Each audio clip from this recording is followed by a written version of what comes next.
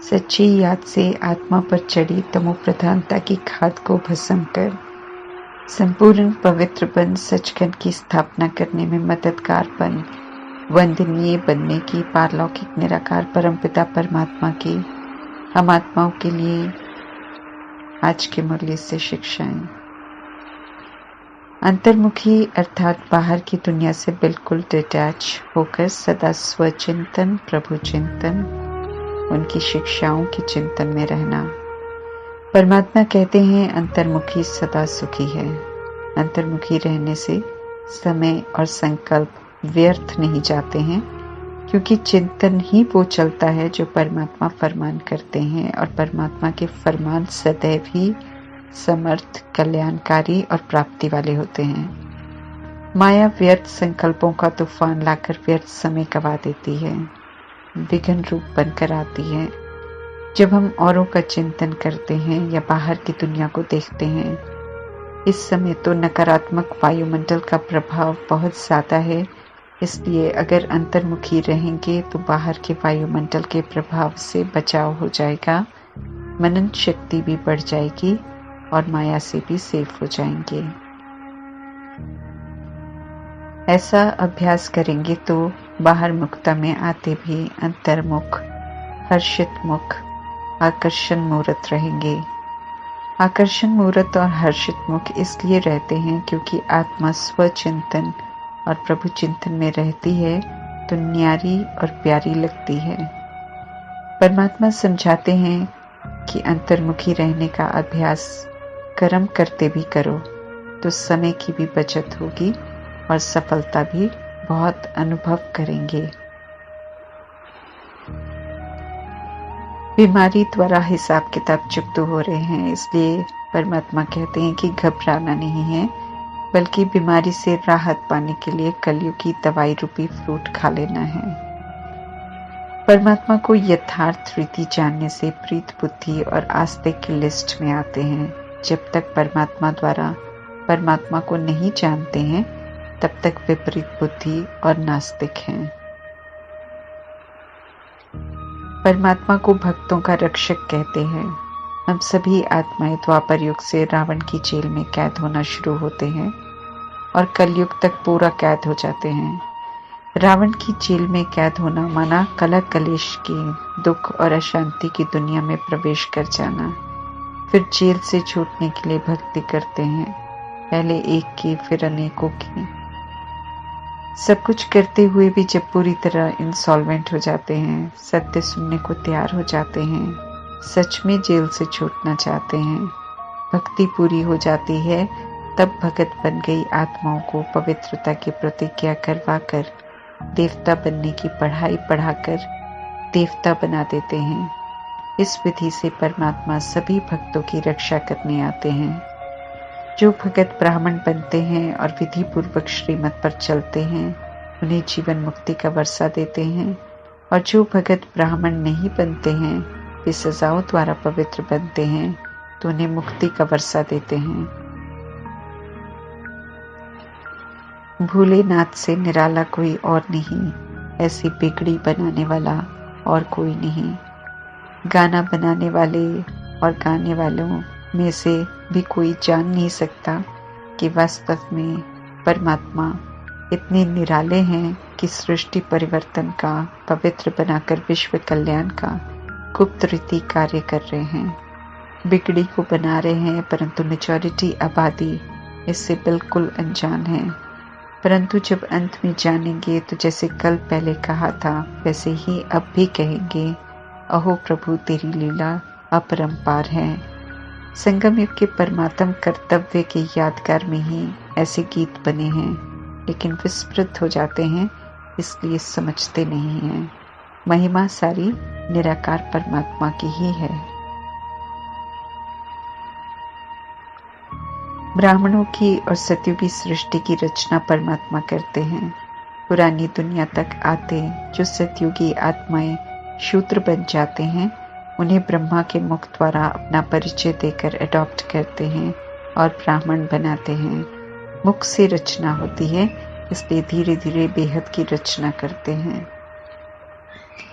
भक्ति अज्ञानता के आधार से चलती है, इसलिए लगभग आधा कल्प पूरा होने को आता है, परंतु वो आंतरिक सुख, शांति, खुशी और परमात्मा की प्राप्ति नहीं होती है। तो वैराग आता है, फिर परमात्म ज्ञान मिलता है। कलयुग के अंतिम 15 वर्षों में सभी प्रवेश कर गए हैं। शास्त्रों अनुसार दुनिया वाले 40,000 वर्ष और कलयुग चलेगा सोचते हैं। ऑलमाइटी अथॉरिटी परमपिता परमात्मा समझाते हैं कि कलयुग की समाप्ति अति निकट है। हम आत्माओं के लिए जो परमात्मा से पढ़ रहे हैं, हमारे लिए ये संगम युग है। जब सुख है, जब सर्व प्राप्तियां हैं, दुख का नाम निशान नहीं है, तब उसे सुखधाम कहते हैं। 2500 वर्ष के इस सुखधाम में कोई भी परमात्मा को याद नहीं करता, न जानता है, क्योंकि संगम युग में जानने का और याद में रहने का कोटा पूरा कर रिटर्न में परमात्मा से पूरा सुख का वर्षा लेकर जाते हैं। इसलिए गायन है कि सुख में सिमरन कोई नहीं करता है। स्वर्ग के सुख को परमात्मा सही मायने में सुख कहते हैं। दुनिया वाले कलयुग में जब कलयुगी धन होता है तो सुख समझते हैं, परंतु उस धन के सुख के साथ कोई न कोई दुख और भय भी होता है। परमात्मा को जब तक कण कण में, पत्थर में, जानवरों में कहते हैं, तो परमात्मा को गालियां देते हैं और नास्तिक हैं। ये परमात्मा से अभी समझ मिलती है। परमात्मा समझाते हैं कि महाभारत युद्ध में नथिंग न्यू है। जब दुनिया कलयुगी पतित हो जाती है तो उसका विनाश हो जाता है और सतयुगी दुनिया स्थापन हो जाती है। पुनः परमात्मा खिवैया बन विशेष सागर से सभी को निकालने का कार्य कर रहे हैं। पतित से पावन बनाने की विधि बता रहे हैं। कहीं भी रहते परमात्मा को सच्चे दिल से याद कर पावन बन सकते हैं। न तीर्थों पर जाने की, न धक्के खाने की जरूरत है। परमात्मा थकी हुई आत्माओं को कोई कष्ट नहीं देते हैं, बल्कि सब कुछ सहज कर पावन बनने की और वर्षा लेने की युक्ति बताते हैं। एक जन्म संगम युग में अतीन्द्रिय सुख और 2500 वर्ष सतयुग त्रेता में घनेरे सुख के लिए परमात्मा अभी राजयोग सिखा रहे हैं।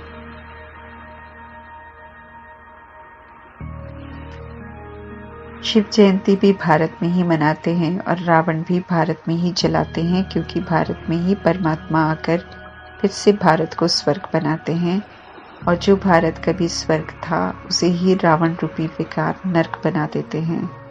10 शीश रावण रूपी विकार काम, क्रोध, लोभ, मोह, अहंकार और उनके बच्चे ईर्ष्या, द्वेष, अलबेलापन, आलस्य, सुस्ती आत्मा में प्रवेश कर सभी को नरकवासी बना देती हैं। परंतु ये रावण है और सभी में विराजमान है।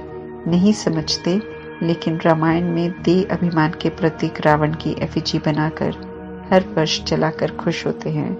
लेकिन वो रावण जलता और मरता नहीं, क्योंकि रावण तो खुद के अंदर ही विराजमान है, जिसकी समझ परमात्मा से अभी मिलती है। भारत के अतिरिक्त सारे देश रावण राज्य में ही बनते हैं। वे कभी स्वर्ग थे ही नहीं, इसलिए न वहाँ शिव जयंती होती है, न रावण को जलाते हैं। शिव निराकार परमात्मा सर्वात्माओं के पिता हैं, सदैव कल्याणकारी हैं। ये भी कोई नहीं जानता जब तक दुनिया तमो प्रधान नहीं बन जाती। और परमात्मा ड्रामा में प्रवेश कर स्वयं हर बात नहीं बताते। स्वर्ग के मालिक थे की स्मृति दिलाकर परमात्मा पुनः उमंग उत्साह दिलाकर फिर से देवता बनने का पुरुषार्थ करवाते हैं। पुरानी दुनिया को आग लगने से पहले हम आत्माओं को कहते हैं कि जितना चाहो लायक बनो और जितना चाहो वर्षा लो। महाभारत की लड़ाई से डरना नहीं है, क्योंकि इस लड़ाई के बाद भारत स्वर्ग बन जाएगा। लड़ाई में बुराई, पाप, अत्याचार, गंदगी का विनाश होना है। इसलिए महाभारत लड़ाई कल्याणकारी है। हम आप तो अपने घर तक सीमित होकर देखते हैं, क्योंकि स्वार्थी बन गए हैं। परमात्मा के सामने तो सृष्टि की सर्व आत्माएं उनके बच्चे हैं। चाहे कोई पाप अत्याचार कर रहा हो, चाहे कोई ऐसा हो जिसके साथ पाप अत्याचार हो रहा हो, दोनों ही उनके बच्चे हैं। दोनों को ही दुष्टता से मुक्त करने आए हैं परमात्मा, क्योंकि दोनों ही आत्माएं जब ऊपर से आई थी तो सतुगुणी थी, पवित्र थी, ड्रामा में देह अभिमान के संग का रंग लगा तो ऐसे बन गए। अभी ये देह अभिमान का शरीर रूपी चोला छोड़ पवित्र बन आत्मा को परम धाम जाना है और नई दुनिया के संस्कार भी यहाँ ही बनाने हैं और स्थापना में मददगार भी बनना है। जितना हम स्व परिवर्तन करेंगे उतना हम स्थापना में मददगार बनेंगे। कलयुग में दुनिया उपद्रव वाली बनती है। विकारों के उपद्रव को समाप्त करने के लिए परमात्मा रुद्र ज्ञान यज्ञ रचते हैं। ज्ञान से जब आत्माएं पवित्र बन जाती हैं तो अपवित्रता का राज्य समाप्त हो जाता है। ड्रामा में एक कल्प की समाप्ति का समय समीप आ जाता है, जब मौत सिर पर खड़ी हो जाती है, जब सतयुगी दुनिया की स्थापना का कार्य शुरू हो जाता है, जब पुरानी दुनिया में सार और शक्ति नहीं रह जाती है, तब परमात्मा सभी को फरमान करते हैं कि पवित्र बनो और याद करो तो सतो प्रधान बन जाएंगे। शूद्र से ब्राह्मण, ब्राह्मण से देवता पहले भी बने थे, अभी हमें फिर से रिपीट करना है।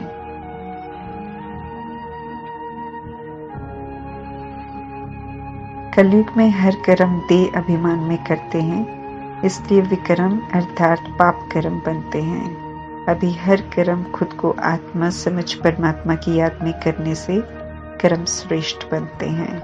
कर्मों द्वारा कोई पाप कर्म नहीं होता है।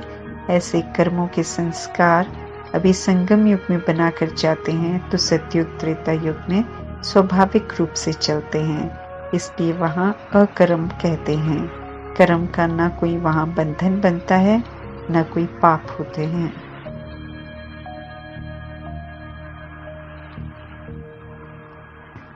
मनुष्य आत्माएं इस समय पतित कर्म कर रहे हैं और औरों को भी पतित कर्म ही सिखाते हैं, पतित रास्ता बताते हैं। सिर्फ निराकार परमात्मा ही सही रास्ता दिखाते हैं और पवित्र बनने की विधि बताते हैं, इसलिए परमात्मा को उद्धार करने आना ही पड़ता है। बिना ब्राह्मण बने अर्थात बिना पवित्रता की प्रतिज्ञा किए परमात्मा से वर्षा नहीं ले सकते हैं।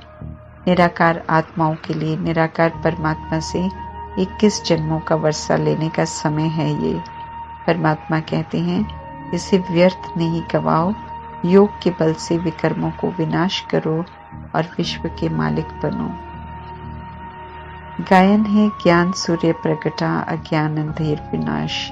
निराकार परमात्मा के लिए ये गायन है। उनके पहले धर्म स्थापक आए, परंतु कलयुग आ गया और अज्ञानता तो इतनी बढ़ गई कि धार्मिक स्थानों में भी देह अभिमान की विकारों की प्रवेशता हो गई। दुनिया झूठ खंड बन गई। अभी परमात्मा उसे सच खंड बनाने आए हैं। प्रजापिता ब्रह्मा श्रीमत पर पूरा चलकर परमात्मा के सच्चे राइट हैंड ब्राह्मण बने। जो आत्माएं श्रीमत पर पूरा चलते हैं वही सच्चे ब्राह्मण बनते हैं, और जो सच्चे ब्राह्मण बनते हैं वे ही अभी सतो प्रधान बनते हैं, फिर नई दुनिया में देवता बनते हैं, जिनका फिर भक्ति मार्ग में पूजन भी होता है। सतो प्रधान बनना है, सचखंड में जाना है, तो परमात्मा का फरमान है कि कोई भी देहधारी को याद नहीं करो। उन्हें याद कर पवित्र नहीं बन सकते हैं। दैहिक दृष्टि वृत्ति बहुत बड़ी रुकावट है सतो प्रधान बनने में। निराकार आत्मा को सतो प्रधान बनना है, इसलिए निराकार परमात्मा को याद करना है। रहना सभी के साथ है, याद एक परमात्मा को ही करना है, तभी सबसे निभा सकेंगे, नहीं तो लड़ते झगड़ते विकारी बनते रहेंगे। अपने देह के भान, नाम, रूप, मर्तबे से भी हमें डिटैच होना है और देही अभिमानी बनना है, तभी परमात्मा के कल्याणकारी कार्य में काम आएंगे और सचखंड में प्रवेश कर सकेंगे। ओम शांति।